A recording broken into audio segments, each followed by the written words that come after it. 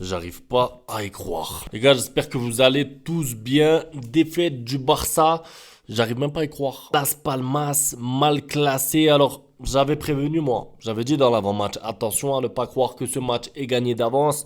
Ça reste Las Palmas, ils ont fait match nul contre le Real Madrid. C'est une mauvaise équipe trompeuse. Mais je vous mens pas, je pensais pas que le Barça allait perdre quand même. Je veux dire, t'es à domicile, t'as quand même un beau 11, même si on va revenir sur le 11 de Hansi Flick et sur les changements, tu te dois de gagner ce match. Peu importe la manière, que tu joues bien, que tu joues mal, que tu te fasses un peu dominer comme en première mi-temps, parce que ça a été le cas. Pour moi, le Barça s'est fait globalement dominer, en tout cas sur les opportunités sur la première mi-temps. Mais comme il y a 0-0 à la mi-temps, on se dit, bon, c'est pas grave, il y aura des changements. Il y a Lamine Yamal sur le banc qui va rentrer, ben il y a pas, ça suffit pas. D'ailleurs, pour parler de la composition, je sais qu'il y en a qui en veulent à Hansi Flick.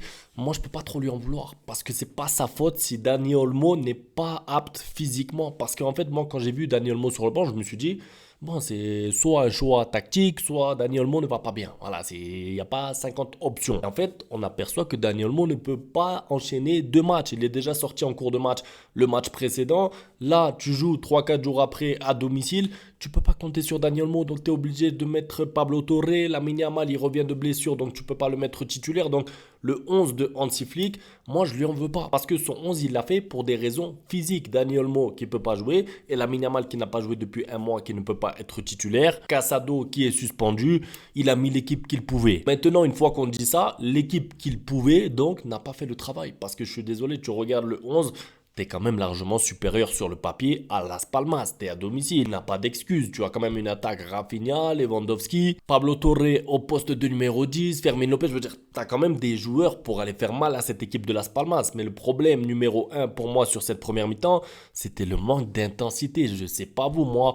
Il était 8 h du matin quand le match a commencé, donc je me suis dit peut-être c'est une impression que j'ai parce que je venais de me réveiller. Je me suis réveillé à 7 h, le match était à 8 h, je me suis dit peut-être que c'est juste moi. J'ai demandé un peu autour de moi, on était tous d'accord. Le match était lent et l'intensité mise par le Barça n'était pas suffisante. Et ça, encore une fois, tu peux jouer Las Palmas, Retafe, la Real Sociedad, peu importe l'adversaire, si tu n'arrives pas à mettre d'intensité, tu ne vas pas marquer de but. Parce que sauf si l'adversaire est vraiment en dessous, et dans ce cas-là, bon, tu peux gagner en marchant, mais ça n'arrive pas. Les équipes qui viennent jouer contre le Barça, elles donnent leur vie, elles donnent tout sur le terrain, et moi je trouve ça respectable. Je me rappelle, on avait dit peut-être que De Jong manque d'intensité, nonchalance et tout, mais là vous pouvez faire le même constat, le même bilan sur presque tous les joueurs du Barça sur la première mi-temps. Peut-être que j'enlèverai Pedri parce que je l'ai trouvé quand même très actif au milieu de terrain, mais Fermin Lopez, on l'a pas vu. Pablo Torre, dès qu'il prend le ballon, il a besoin de toucher la balle 4 fois, 5 fois, 6 fois.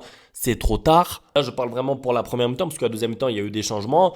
Mais sur la première mi-temps, en fait, je me suis dit, c'est quoi ce Barça? C'est-à-dire que tu sors d'une victoire en Ligue des Champions, tu viens de perdre un match. Enfin, tu as fait match nul contre le Celta Vigo, tu perds contre la Real Sociedad.